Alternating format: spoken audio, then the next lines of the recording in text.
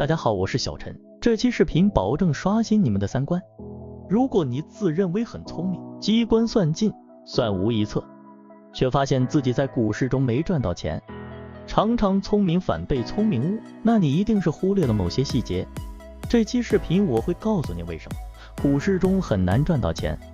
我会告诉你聪明人的投资盲点。金融业的主流就是要举出各种数据支持自己的论点。去年底看到很多人在讨论2008、1973年代的股市走势，把当时的大盘用来比对2022年底的大盘走势，发现现形雷同，就做出2023股市即将崩溃的预言，或者收集以前的通膨失业率数据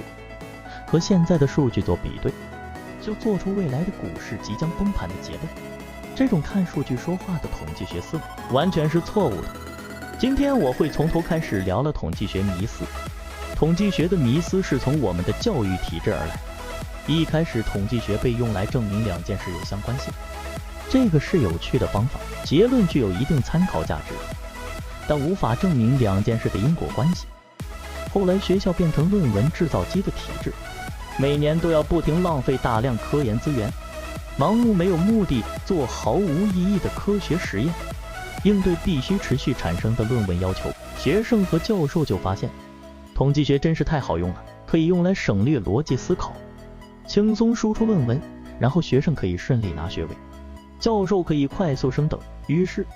统计学就变成用来锁定因果关系的工具。当学术界开始滥用统计学这项工具后，历经高等教育洗脑的学生们也深信统计学发现的道理就是真理。95%的信赖区间推论是非常可靠的结论。随着整个社会的教育程度越来越高，这些被洗脑后失去独立思考能力的学生成为这个社会的中流砥柱。此时整个社会风气就变得讲究统计学，所以各行各业的专业人士都变成只会背数据的傻瓜。金融业尤其严重，名嘴都只会背数字，例如背通膨数字、大盘变化、失业率，背了数据就自以为能看透一切，就以为自己能预知未来。事实上，这些专家们根本没有关注数字背后的时空背景，也没有思考数据背后的逻辑关系，只单纯看数字就做统计学上的相关性分析，用历史资料自以为证明两个数据有高度关联性，甚至能预测未来股市变化。然而这些傲慢的傻瓜都忽略一个事实，他们以为的数据间具有关联性，这是在特定的历史时空背景为前提。过去以为的真理，在现在未必如此，未来也未必如此。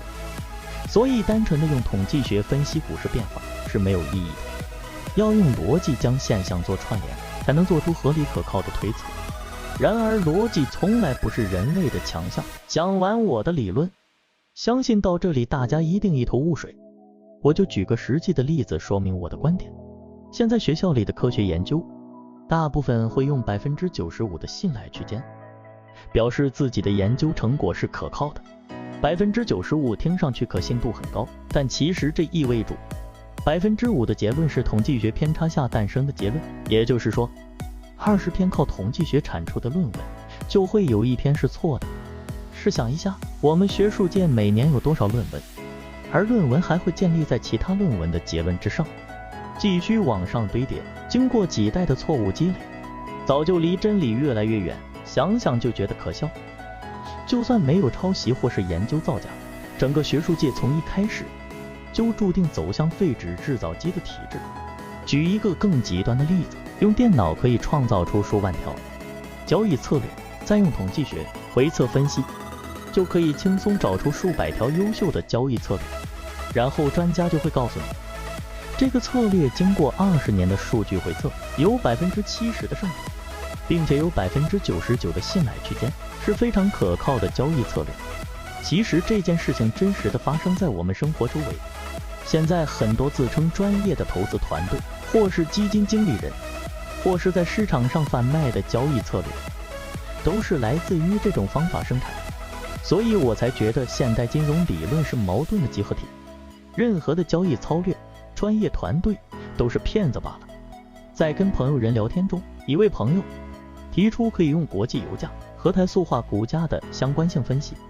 讨论油价变化对石化产业的影响。我当时震惊了一下，为何一个高级知识分子会这样思考？这种说法既没有任何道理，又完全不可取。后来仔细琢磨，我才想通，迷信统计学是整个社会的通病，是教育体制的恶劣影响。越是高学历的知识分子，越容易陷入统计学的迷思。毕竟他们觉得利用相关性分析，不依赖逻辑，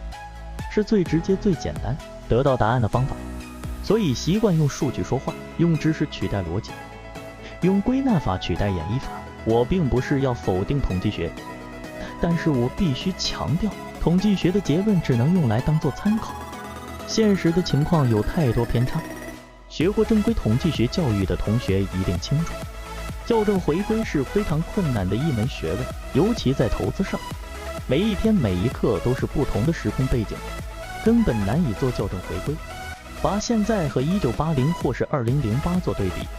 用几个简单的宏观数据观察世界，就自以为能见往之来，这真是井底之蛙的想法。统计学是一门伪科学，只能用来当做参考，不能视为真理。如果用来当做自己投资的依据，是非常危险的方法。《飞天鹅》这本书中有一个关于火鸡的故事，在火鸡饲养场里，有一只火鸡发现，每天上午9点，主人就会给它喂食。作为一个归纳主义者，他并不会马上做出结论，而是会不断的收集讯息，不断的做观察。最后他发现，不管是雨天还是晴天，星期一还是星期二，主人都会在9点来给他喂食，所以他的信心也在不断的增强。他相信自己肯定永远这么衣食无忧下去。但是到了第1000天，主人到了9点却没有给他喂食，而是直接把他给宰了，因为这一天是感恩节。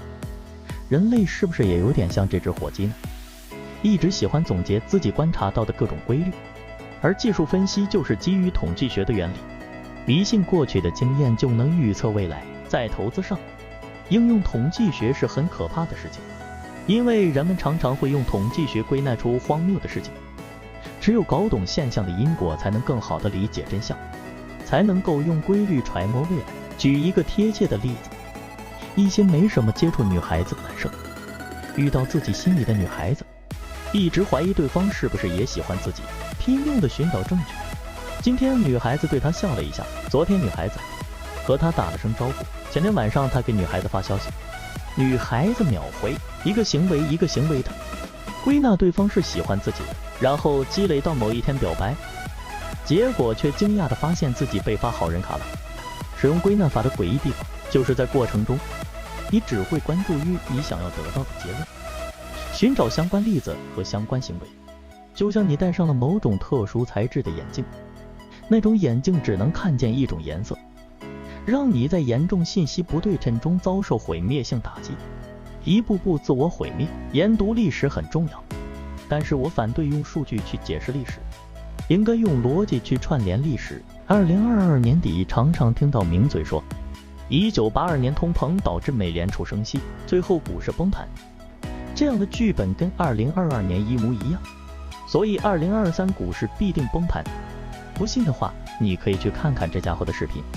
经由这样简单的统计，就可以判定未来股市即将崩溃。这样的说法简直非常可笑。如果说过去有战争、石油危机、错误的货币政策导致通膨，而现在有疫情、战争、大放水导致通膨，但是导致通膨的因素都逐渐缓和，所以不太需要担心通膨居高不下。这样的说法是用演绎法推导而来的，是相对可信的说法。人们不止迷信历史数据，还过于相信自己的经验。有这么一句成语，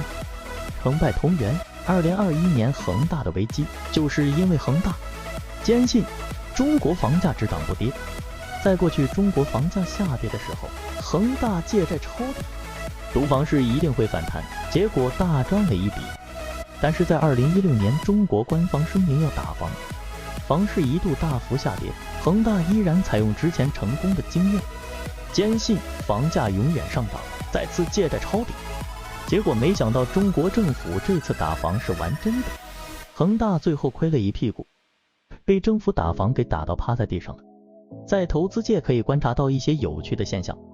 民国75到民国60年出生的人，成长于台湾刚刚解严后，